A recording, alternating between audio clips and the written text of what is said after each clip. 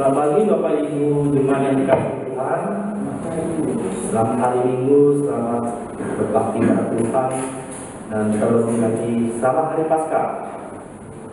Kita sama-sama bersukacita pada Tuhan karena kita pada hari ini bersama-sama merayakan Paskah, kemenangan Kristus mengalahkan maut, dan kita adalah bagian dari kerajaan Allah, bagian dari ahli waris yang telah diberikan kepada kita, yang sudah dipatenkan, dimeteraikan buat kita semua.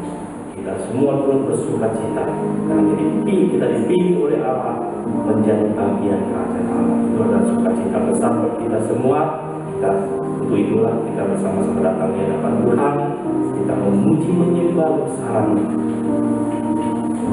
Sebelumnya saya akan sampaikan beberapa informasi buat jemaat dikasih Tuhan untuk penata layanan ibadah pada hari Minggu 11 April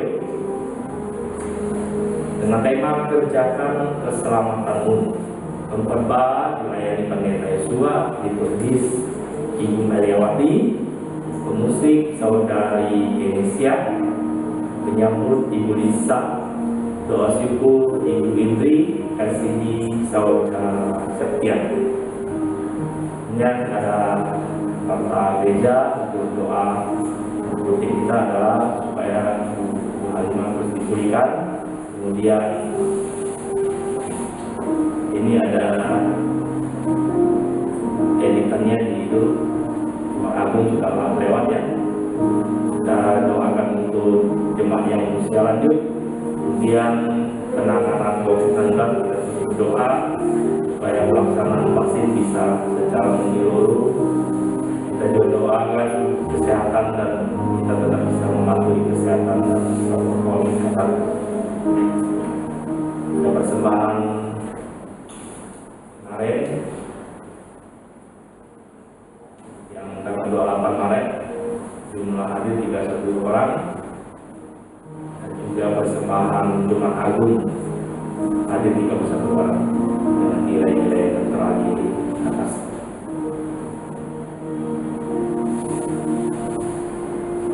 Baik, informasi gereja sampai di sini. Kita bersama-sama siapkan hati kita datang di hadapan Tuhan, kita masuk dalam masa teduh terlebih dahulu.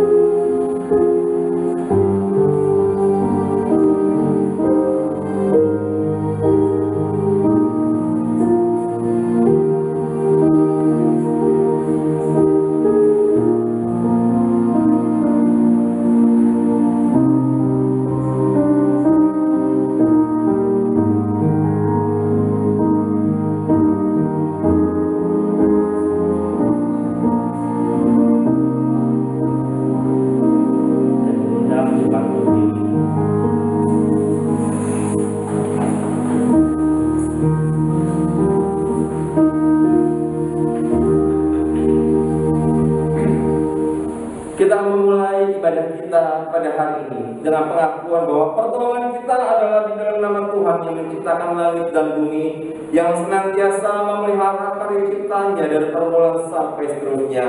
Kasih karunia dan damai sejahtera dari Allah Bapa dan Tuhan Yesus Kristus serta persekutuan dengan Roh Kudus menyertai saudara sekalian. Amin. Tuhan, kita akan bersama-sama memuji Tuhan sambil menghina.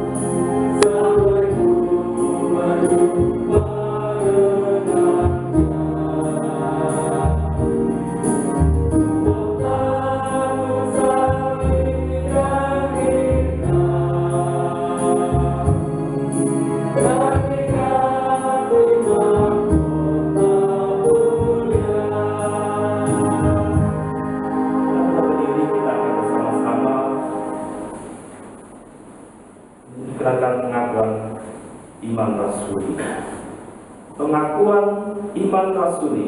Aku percaya kepada Allah, Bapa yang Maha Kuasa, Khalik langit dan bumi, dan kepada Yesus Kristus Anaknya yang tunggal Tuhan kita, yang dikandung daripada Roh Kudus, lahir dari anak darah Maria, yang menderita sengsara di bawah pemerintahan Pontius Pilatus, disalibkan, mati dan dikuburkan, turun ke dalam kerajaan maut, pada hari yang ketiga bangkit pula dari antara orang mati, naik ke surga, duduk di sebelah kanan Allah, Bapa yang Maha Kuasa, dan dari sana yang akan datang untuk menghakimi orang yang hidup dan yang mati. Aku percaya kepada Roh Kudus, gereja yang kudus dan am, persekutuan orang kudus, pengampunan dosa, kebangkitan tubuh dan hidup yang kekal. Amin. Kita akan duduk jemaat kasih Tuhan dan akan bersama rayakan Yesus rayakan. Lagi kita berbicara persembahan sebelum datang dari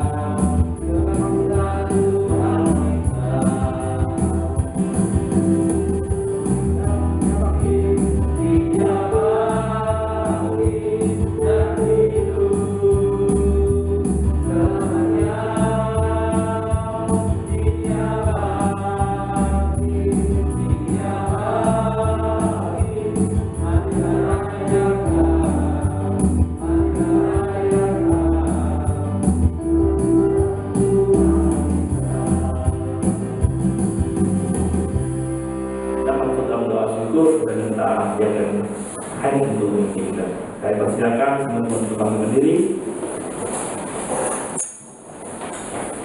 Kita berdoa. Tuhan, kami bersyukur kepada Engkau pada kami hari ini. Kami masih diberikan kesempatan oleh Tuhan, kami bisa datang kepada Engkau, memuji dan memuliakan nama Tuhan. Terima kasih Tuhan untuk anugerah yang begitu besar yang Tuhan berikan bagi kami. Kami bukan karena kekuatan yang kami miliki ya Tuhan, kami bisa melangkahkan kaki kami ke dunia ini. Oleh karena Tuhan yang memberikan kami kekuatan, kita akan bisa melangkahkan kaki kami ke dunia ini. Terima kasih Tuhan untuk anugerah dan kasih begitu besar yang diberikan bagi kami. Pada pagi hari ini ya Tuhan, kami sudah memberikan persembahan. Berkatilah Tuhan setiap persembahan yang kami berikan pada pagi hari ini. Berkatilah tangan yang memberi maupun yang belum sempat memberi ya Tuhan. Berkati juga boleh pakai juga untuk persembahan ini. Juga berkati juga setiap pengurus yang ada yang mengelolanya ya Tuhan. Biarlah dapat membesarkan gereja ini dan setiap aktivitas yang diperlukan gereja ini ya Tuhan boleh dipakai sebaik mungkin ya Tuhan. Terima kasih Tuhan Yesus. Kami menyerahkan semuanya ke dalam tangan Tuhan. Saya berdoa dalam nama Tuhan Yesus Kristus. Amin. Kita akan duduk yang menunjukkan memberikan nyawanya kepada sahabat-sahabat, itu kepada kita semua. Kasih-Mu tiada tira. Kita sama-sama memuji kebesaran dan kasih setia-Mu yang begitu besar.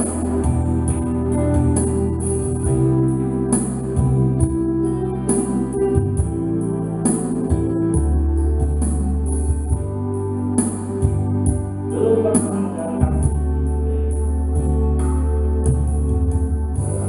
pernah ada Kasih dunia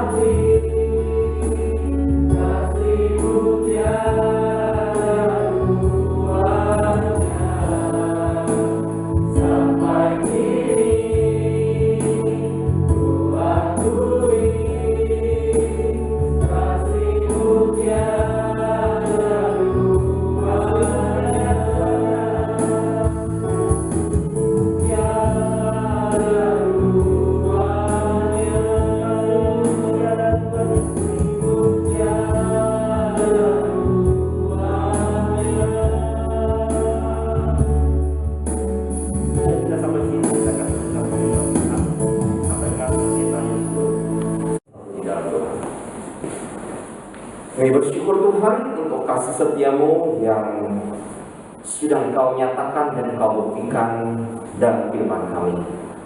Betapa kasih yang besar, kasih yang ajaib, dan kasih yang sempurna itu kami nikmati pada pagi hari ini.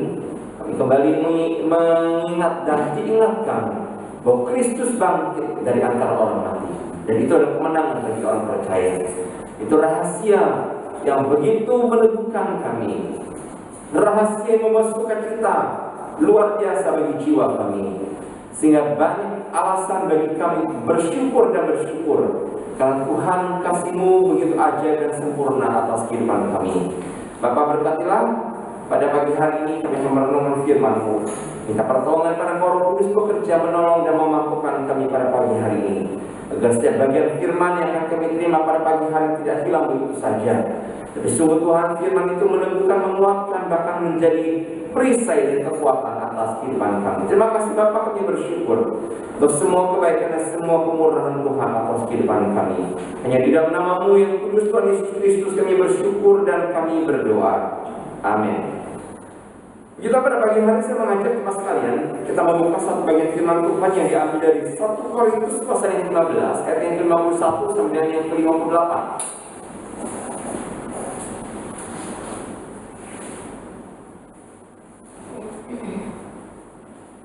Ya, 1 Korintus pasal 15 ayat yang ke-51 sampai dengan yang ke-58. Ya, tema firman Tuhan pada pagi hari ini adalah kebangkitan Kristus adalah kemenangan orang percaya. Ya, firman Tuhan berkata demikian, sesungguhnya aku menyatakan kepadamu suatu rahasia. Kita tidak akan mati semuanya, tetapi kita semuanya akan berubah. Dalam sekejap mata, pada waktu bunyi nafir yang terakhir. Sebab nafir akan berbunyi dan orang-orang mati akan dibangkitkan dalam keadaan yang tidak dapat binasa. Dan kita semuanya akan berubah. Karena yang dapat binasa ini harus mengenakan yang tidak dapat binasa, dan yang dapat mati ini harus mengenakan yang tidak dapat mati. Dan sesudah yang dapat binasa ini mengenakan yang tidak dapat binasa, dan yang dapat mati ini mengenakan yang tidak dapat mati, maka akan genaplah firman Tuhan yang tertulis, maut telah ditelan dalam kemenangan. Hai maut, di manakah kemenanganmu? Hai maut, di manakah sengatmu? Sengat maut ialah dosa, dan kuasa dosa ialah hukum Taurat. Tetapi syukur kepada Allah yang telah memberikan kepada kita kemenangan oleh Yesus Kristus Tuhan kita. Karena itu saudara-saudaraku yang kekasih, berdirilah teguh, jangan goyah, dan giatlah selalu dalam pekerjaan Tuhan. Sebab kamu tahu bahwa dalam persekutuan dengan Tuhan jeripayahmu tidak sia-sia. Paulus sedang memberitahukan kepada jemaat di Korintus bahwa kebangkitan Kristus harus meyakinkan setiap orang tentang pemeliharaan dan kuasa Tuhan. Yang meyakinkan tentang pemeliharaan dan kuasa Tuhan. Karena persoalan yang terberat yang dihadapi oleh manusia itu adalah kematian. Ya saudara, suka atau tidak suka, kita semua pasti akan mengalami kematian. Tinggal waktu. Ya enggak bicara yang tua dulu, enggak bicara tentang yang sakit dulu, yang sehat aja tiba-tiba bisa kolaps dan bisa meninggal. Ini adalah hal natural yang dihadapi oleh setiap manusia. Kita semua akan menjumpai kematian, dan tidak satu pun manusia bisa melawan hal tersebut. Saudara, kita nggak bisa melawan kematian tersebut. Ya, kita nggak bisa melawan bahwa dosa nggak mau mati dalam hidup ini. Nggak bisa, saudara. Setiap kita suka atau tidak suka, waktunya nanti kita pasti akan mati. Tapi mengingatkan kepada kita satu hal, kebangkitan Kristus menegaskan bahwa kematian sesungguhnya sudah ditaklukkan. Ya, kalau anak-anak yang mengikuti katekisasi mengingat bahwa orang percaya itu mengalami 2 kali kelahiran dan 1 kali kematian. 2 kali kelahiran dan 1 kali kematian. 2 kali kelahiran. Kita lahir saat jasmani, oi, gitu ya. Wah, anaknya laki-laki bu, anaknya perempuan bu, selamat ya. Kita lahir secara jasmani, bertumbuh, dewasa, dan akhirnya kita menyadari bahwa kita adalah orang berdosa, kita memerlukan juru selamat, dan kita bertemu dengan Yesus Kristus. Kita dibaptiskan, dan itu adalah kelahiran kita yang kedua. Kemudian kita berikan ucapan selamat pagi baru, terus bertumbuh dalam iman dan rohani bersama dengan Tuhan. Itu kelahiran yang kedua, kelahiran jasmani dan kelahiran rohani. Kita mengalami satu kali kematian. Apa kematian itu? Jasmani kita. Kenapa? Jantung, kanker. Ya, kematian karena memang natural. Karena usia lanjut, ya semua metabolisme tubuh sudah rusak. Ya organ-organ tubuh sudah semakin menua dan kita harus mengatakan bahwa saya siap bertemu dengan pencipta saya. Itu kematian jasmani. Lalu bagaimana dengan kematian rohani? Kematian roh.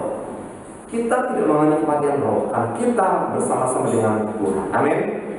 Itu adalah sesuatu yang harus meneguhkan iman kita. Yang dikatakan bahwa persoalan terbesar di hidup manusia itu ditaklukkan oleh Kristus. Ya, bahwa kematian jasmani itu tidak membelenggu kita, tidak membuat kita kehilangan pengharapan dalam Tuhan. Karena hari ini orang-orang percaya di seluruh dunia merayakan kebangkitan Kristus. Bahwa dia bukan hanya mati, tetapi dia bangkit dari antara orang mati, bahkan nanti naik ke surga, dan dia akan menjanjikan roh penghibur bagi kita. Dan dia katakan harinya nanti dia akan datang kembali menjemput kita sore-sorenya. Bahwa kebangkitan Kristus itu adalah memberi kemenangan kepada setiap orang percaya dalam segala hal. Kita diingatkan bahwa Tuhan yang kita sembah, Tuhan yang kita kenal dalam Yesus Kristus, dia sudah menang atas kematian. Ya, karena sesungguhnya tidak ada lagi kekalahan dalam kehidupan orang percaya pada Kristus. Bahkan maut sekalipun dikatakan sudah ditaklukkan. Sampai dikatakan di ayat yang ke-55, hai maut, di manakah kemenanganmu? Hai maut, di manakah seratmu? Itu adalah proklamasi daripada Kristus ketika bangkit dari antara orang mati. Maut dikalahkan. Sehingga dikatakan, di manakah kemenanganmu? Di manakah seratmu? Kristus sudah menanggung semua kekalahan itu dengan mengalahkan.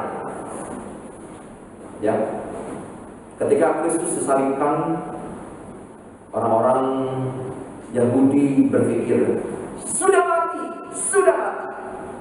sudah selesai. Bahkan ketika Tuhan Yesus katakan tetelestai, sudah selesai. Tapi kasih Tuhan, rupanya tetelestai itu adalah sebuah kalimat yang sangat-sangat melegakan. Ya, bagi anak-anak atau mahasiswa yang susun skripsi, ketika sudah sampai bagian kesimpulan, mereka katakan, akhirnya beres juga. Boleh sekian ya. Miskin, waduh, kayaknya kalau udah sampai kesimpulan, cuma berapa kalimat, lega, sudah selesai. Ya tinggal nanti sidangnya deh, gitu ya. Ya, beban yang selama berbulan-bulan mereka pikul, yang mereka menyusahkan hati sampai lembur-lembur, yang ketemu sama dosen pembimbing dan sebagainya, ketika mereka sampai ke kesimpulan skripsi, berapa kalimat, lega mereka, selesai, wah semua kertas dibuang gitu ya. Wah, dengan senangnya, dengan sukacita ini sudah selesai. Mau SD, SMP, SMA, ketika dikatakan kamu lulus, sudah selesai, merayakan kemenangan. Ya, sukacita, gembira. Rupanya sudah selesai. Itu adalah kalimat yang sangat-sangat menggembirakan, kalimat yang begitu luar biasa. Dan dikatakan Kristus mengalahkan maut dengan mengatakan sudah selesai. Orang-orang yang menyangka Tuhan mengatakan sudah selesai, dia sudah mati, dia sudah tidak ada di tengah-tengah kita, dia sudah kalah. Tapi ketika Kristus bangkit dari antara orang mati, orang yang mengatakan dia kalah sudah dikalahkan karena dia menang atas maut. Karena itu adalah puncak dari pernyataan Allah, kasih Allah atas dunia. Itu adalah ketika dia bangkit dan dia menyatakan bahwa dia menang atas maut, itu sudah selesai. Lalu apa saja kemenangan bagi orang percaya? Yang pertama dikatakan kebangkitan Kristus memberi kita kepastian tentang keselamatan. Maka setan dalam hidup ini banyak hal yang nggak pasti. Ya, banyak hal yang nggak pasti. Hari ini kita sehat, belum tentu besok kita sehat.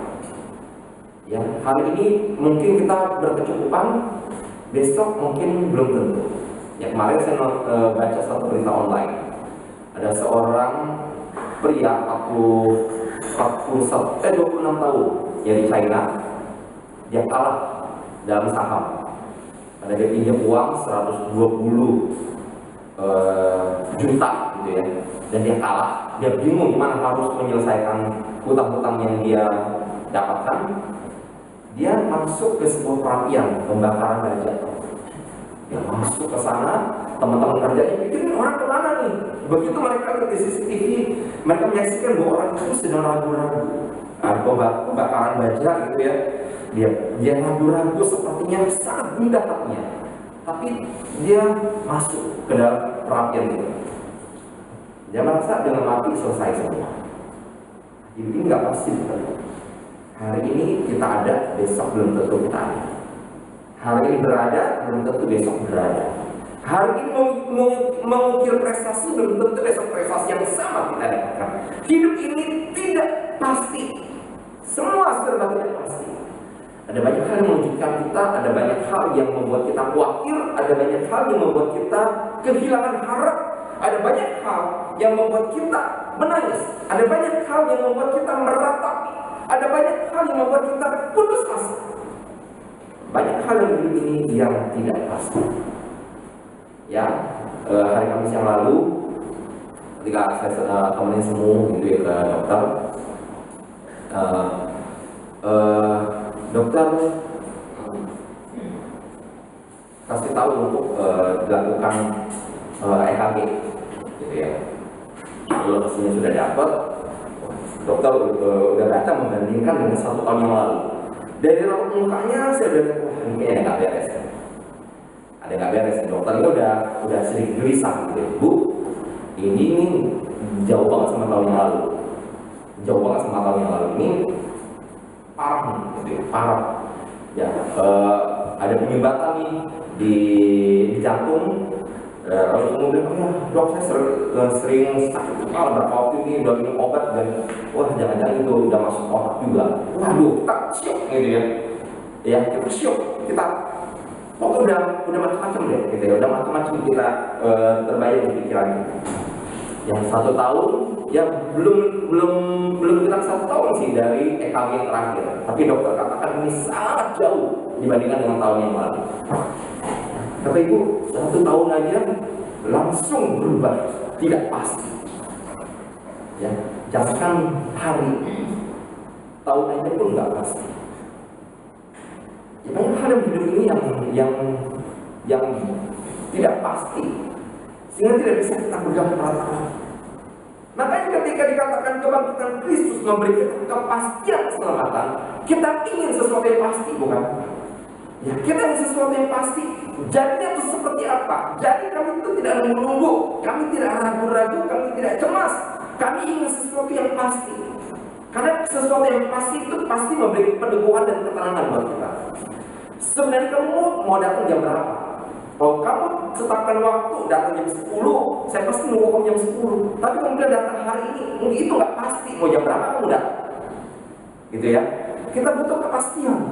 Jam berapa kamu datang? Apa yang harus kamu lakukan? Apa yang akan kamu kerjakan? Kalau cuma bilang hari ini aku datang, jam berapa kamu mau datang? Itu nggak pasti. Kita butuh sebuah kepastian, karena kepastian itu membuat kita tenang, kepastian itu membuat kita siap, kepastian itu membuat kita bisa mengantisipasi segala sesuatu. Karena itu Paulus melihat makna kebangkitan Kristus adalah pengharapan yang menguatkan keyakinan bahwa mereka yang sudah mati dalam Kristus dibangkitkan dan beroleh kepastian keselamatan. Bapak Ibu kasih tahu, saya mengajak kita untuk buka di ayat yang ke-17 sampai dengan yang ke-18. Yang 1 Korintus 15 ayat yang ke-17 sampai dengan yang ke-18. Ya, di sini Paulus mengucapkan sebuah kalimat, dikatakan, dan jika Kristus tidak dibangkitkan, maka sia-sialah kepercayaan kamu dan kamu masih hidup dalam dosamu. Demikianlah binasa juga orang yang mati dalam Kristus. Dikatakan kalau Kristus tidak bangkit, sia-sialah kepercayaan kamu. Ya, buat apa kita percaya? Kepada Dia yang katanya menang atas maut, yang mengatakan jangan kamu khawatir, jangan kamu takut, tapi ternyata kematian tidak bisa dia kalahkan. Yang pertama pentingnya kematian dan kebangkitan Kristus bagi keselamatan setiap orang yang percaya kepada Dia. Ya, Yesus bukan mati di kayu salib, tapi Dia juga bangkit dari kematian. Dan dunia ini pemuka-pemuka agama memang menikmatinya. Siddhartha Gautama, Nabi Muhammad, ya, dianggap suci, orang-orang yang dianggap terpandang, mereka mati. Tahun kelahiran, tahun kematian mereka jelas, tapi tidak pernah tertulis kapan mereka bangkit. Kristus yang bangkit. Dia bukan hanya mati di kayu salib, tergantung sebagai seorang narapidana, tergantung sebagai seorang yang pengacau keamanan, tergantung sebagai seorang yang mau dipermalukan di depan umum. Tapi Kristus, dia bangkit dari kematian itu. Sebab jika dia tidak bangkit, maka enggak ada kemenangan dan enggak ada kepastian keselamatan orang percaya. Ya, Jumat Agung, Sabtu Sunyi, dan Minggu Kemenangan. Bayangkan bagaimana suasana hari Jumat, hari Sabtu, harap cemas, gundah gulana, kesedihan meratapi, gelisah, nggak tahu mau ngapain, nggak tahu mau ngapain. Karena orang yang selama ini bersama mereka tiba-tiba dalam waktu sekejap direnggut dan mereka dengan siksaan, dengan hukuman dan akhirnya mati. Mengejutkan, syok buat murid-murid. Mereka menanti dengan cemas, tidak usai. Ayo kita pulang ke kampung kita masing-masing. Tapi ketika pagi-pagi buta, ya wanita-wanita datang untuk menyurapi. Yesus melihat bahwa kubur itu kosong dan Yesus datang. Tapi berkasih itu betapa penting kematian Kristus dan kebangkitan bagi kita.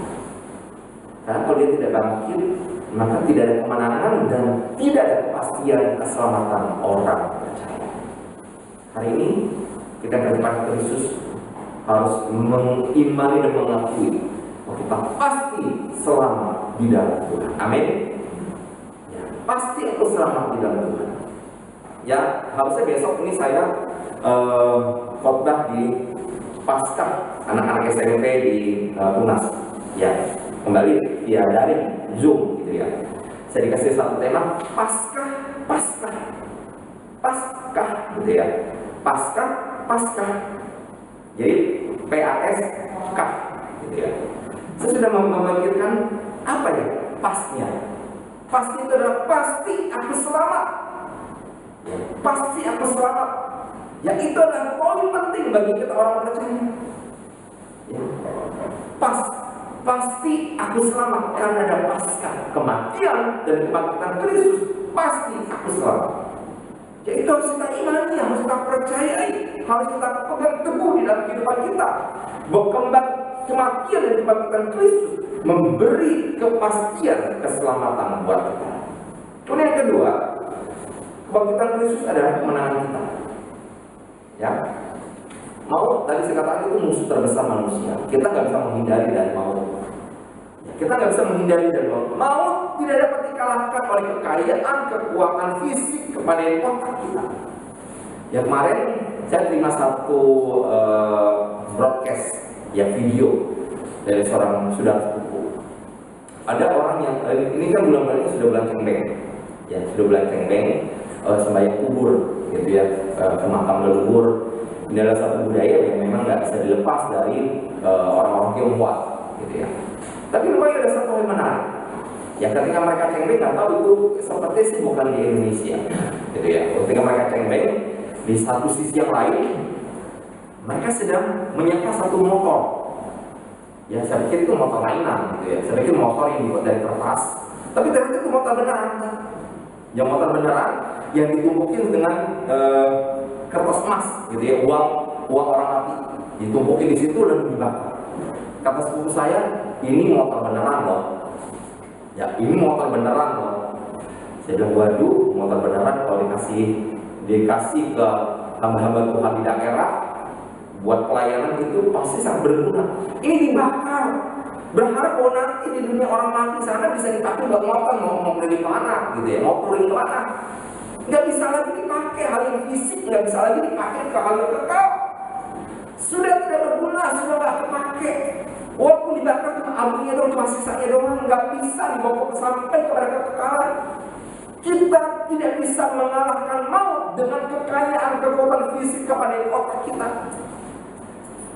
Ya, ketiga hal itu biasa digunakan manusia untuk mempertahankan dan mengembangkan hidup mereka. Kekayaan dia bertambah banyak, bertambah makmur, tercatat sebagai orang terkaya sekian di dunia atau di Indonesia. Ya mungkin itu adalah sebuah pencapaian, sebuah kesenangan, karena tercatat sebagai orang yang terkaya, sebagai orang yang terhebat, sebagai orang terpandai. Tapi ketika mau datang, semua itu nggak bisa menyuap. Tuhan, saya kasih dulu ya, nih berapa ratus juta atau berapa M, pending dulu kematian saya, bisa? Nggak bisa, nggak bisa. Ya, 1 minggu yang lalu, sekyu saya, paman saya, adik mama, yang laki-laki yang paling kecil, itu mengalami serangan jantung dan meninggal. Ya, padahal 2 minggu sebelumnya kami sempat kunjungi ke rumahnya di Cengkareng. Ya, dalam kunjungan itu dia masih sempat ngajak mama saya, yuk, nanti kita ke Malaysia, ada seorang sepupu mereka di sana. Kata mama saya, aduh jangan ke Malaysia, tuh mau ke pasar juga udah susah, jalannya udah ngos-ngosan, mau ke Malaysia. Dia bilang, gue pasti bisa. Tapi 2 minggu kemudian, dia mengalami serangan jantung di rumah sakit dan meninggal. Kita nggak bisa menyuap malaikat maut, tidak bisa menyuap kepada Tuhan untuk menunda kematian kita, nggak bisa. Yang kekuatan fisik nggak dapat mengalahkannya. Ya, mungkin sekitar tahun yang lalu mungkin ya, Agung Hercules mungkin kita tahu. Ya, Agung Hercules penyanyi dangdut yang badannya gede gitu ya. Kalau dia nyanyi nggak pakai mic tapi pakai barbel, badannya sehat kan? Wah gitu ya, wah keren gitu ya. Bilangnya Agung Hercules namanya. Tapi ternyata meningitis, radang selaput otak, badannya tadi besar, gagah, kekar, mungkin, nah akhirnya mati.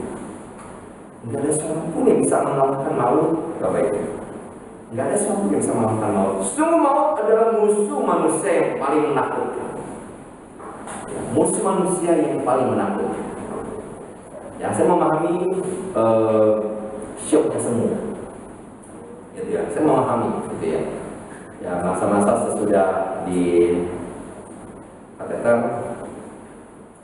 di kamar dulu, nggak tahu bisa bertahan berapa lama ya saya.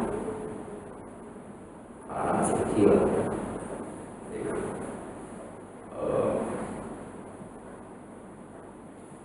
Pengen lihat mereka menikah,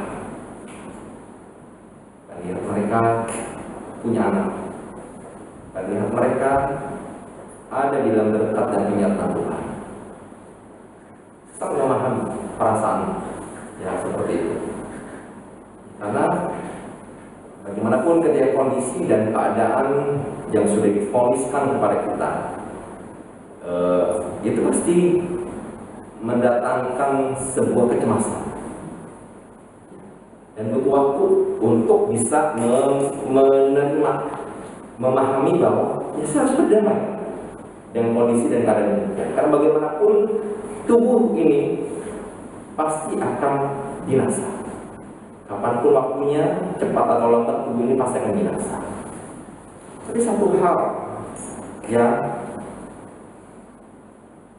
harus kita ingat, bahwa Kristus sudah mengalahkan maut. Ya, maut yang merenggut jiwa kita, maut yang merenggut keselamatan kita sudah dikalahkan Kristus di atas kayu salib, dan hari ini Dia bangkit memberi kemenangan atas maut kepada kita. Bahwa Tuhan sudah mengalahkan maut, dan artinya setiap orang beriman tidak akan lagi mengalami kecemasan akan kematian. Karena walaupun kita mati, kita tahu di mana tempat kita. Amin. Kita tahu di mana tempat kita.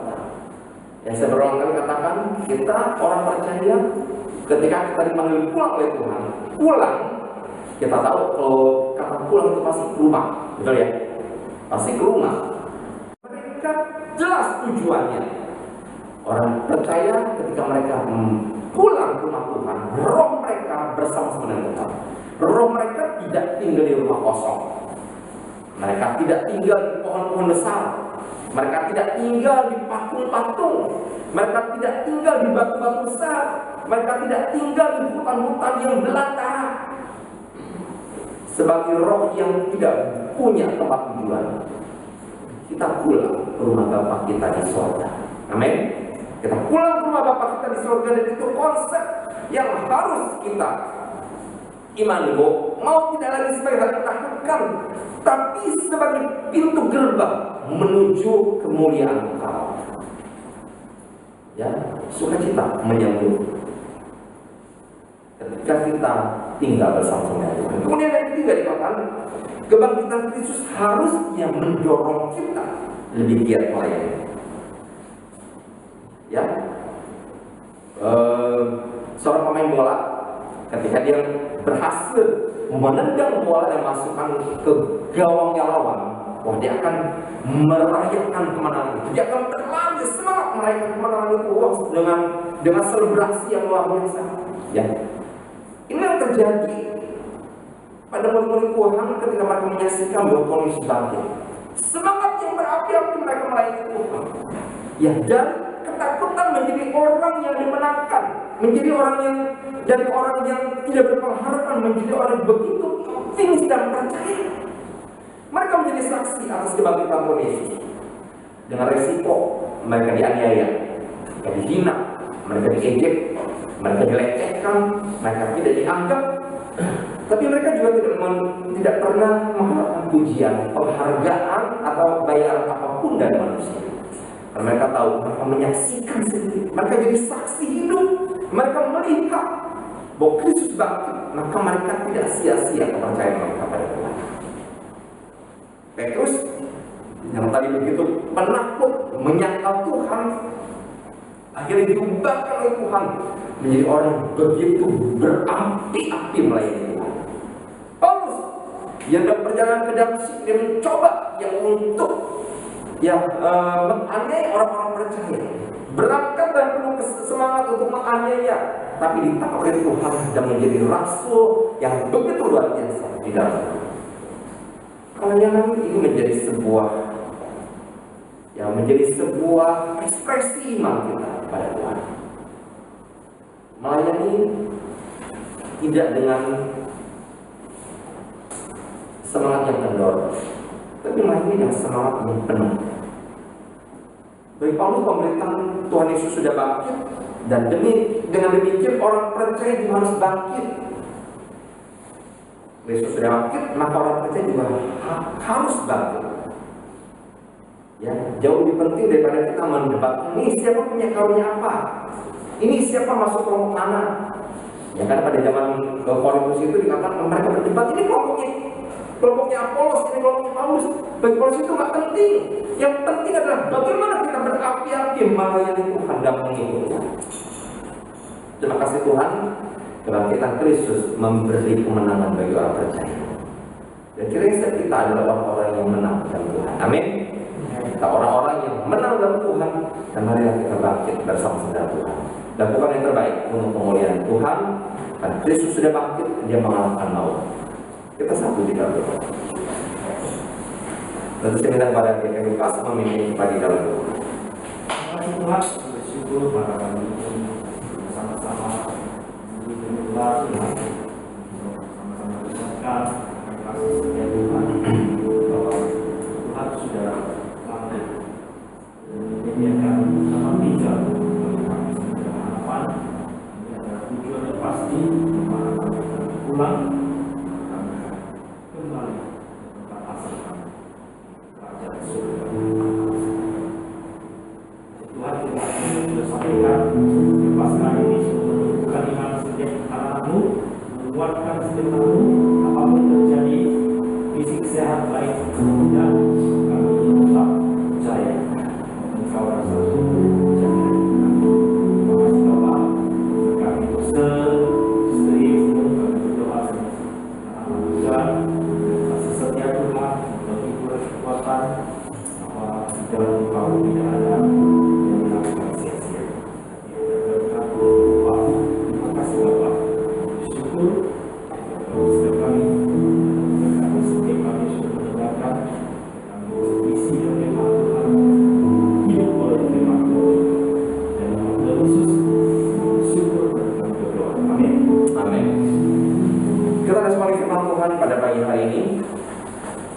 pujian dari buku PPK tadi, Salib Indah.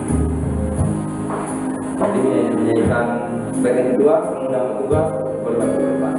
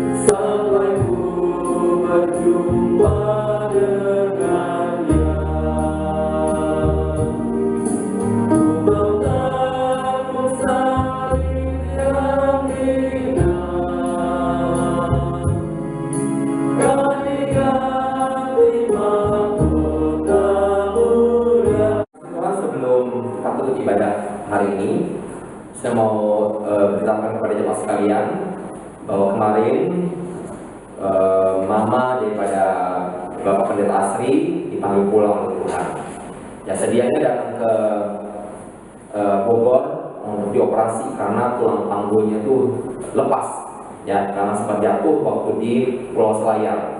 Jadi Pak Asri itu dari Pulau Selayar, jadi Pulau Selayar itu dari Makassar masih menyeberang ke sebuah pulau. Ya, pulau yang sangat indah katanya.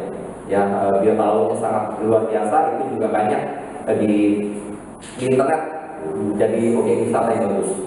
Jadi sempat 19 hari bersama-sama dengan Pendeta Asri, ya dirawat di sana. Sempat sudah sehat, sudah segar setelah operasi. Tiba-tiba Sabtu subuh kami dikabari Pendeta Asri bahwa mamanya dalam keadaan kritis karena dari ruang perawatan dilarikan ke ruang ICU. Ya, siangnya dipanggil pulang ke Tuhan. Ya, kita sudah kirimkan kalung bunga sebagai tanda duka cita dari KPI Harapan Indah. Ya, kita gereja lokal tidak banyak, tapi di area yang banyak ini kita kompak, kita saling dukung, kita saling mensupport satu dengan yang lain. Ya, saat ini Pendeta Asri sedang membutuhkan dukungan doa kita. Marilah kita mendoakan mereka, kiranya Tuhan Yesus menguatkan dan meneguhkan mereka. Ya, lalu rencana besok akan dimakamkan. Ya, saya akan melayani di pemakaman dan juga di Tugu Peti bersama-sama dengan Pendeta Nathan. Kita doakan supaya keluarga diberikan hiburan dan kekuatan di dalam Tuhan. Kita beri bersama-sama, kita mau berdoa.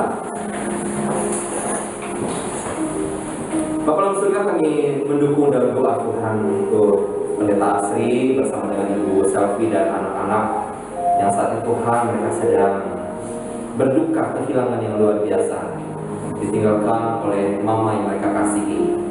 Tuhan, kami berdoa kiranya Tuhan memberikan penghiburan, kekuatan buat Pak Asri sekeluarga, biar peneguhan kasih setia dan pertolongan dari Tuhan yang atas mereka. Berkati keluarga besar GKB Citerep yang juga bahu-membahu mendukung ketika keluarga gembala mereka mengalami kedukaan. Selama ini mereka dilayani, mereka didampingi oleh gembala yang mereka kasihi. Dan saat ini jemaat GKB Citerep mereka pun kembali melayani keluarga gembala mereka yang sedang berduka. Kiranya Yesus yang tolong kuatkan, teguhkan mereka supaya Tuhan penghiburan dan kekuatan daripada Tuhan dilimpah-limpahkan untuk mereka. Berkati untuk serangkaian acara yang masih harus dilalui. Malam nanti Tuhan ada ibadah penghiburan, kemudian juga besok ada ibadah tutup peti dan tutup pemakaman. Kami berdoa, kita Tuhan tolong sertai, berkati agar semuanya berjalan dengan baik. Minta anugerah pertolongan, kasih setia daripada Tuhan ada di tengah-tengah setiap mereka. Terima kasih Bapak, kami bersyukur untuk segala kebaikan Tuhan kepada kami. Terima kasih Tuhan, kita akhiri ibadah kita pada pagi hari ini menaikkan pujian doxologi.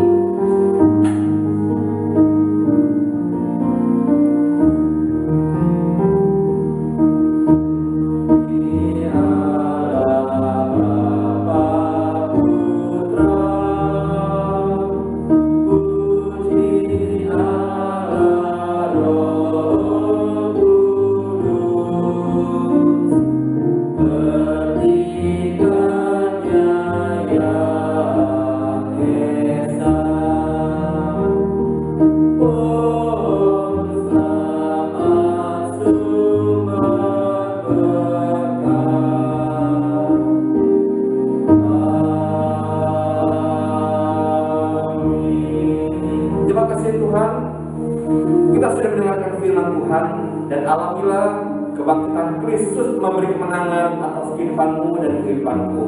Maka pulanglah, bawalah berkat Tuhan atas kehidupanmu. Kasih karunia dan damai sejahtera daripada Tuhan Yesus Kristus yang melampaui segala akal.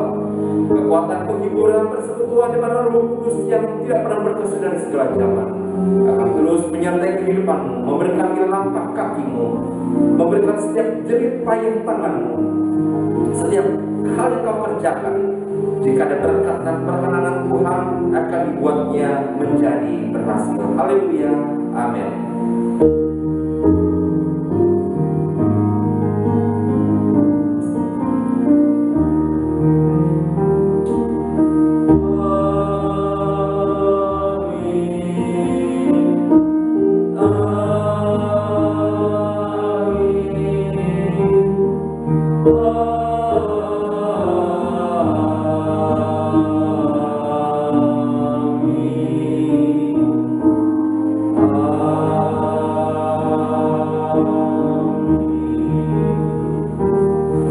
Ibadah selesai, doa tradisional, Yesus memberkati kita semua.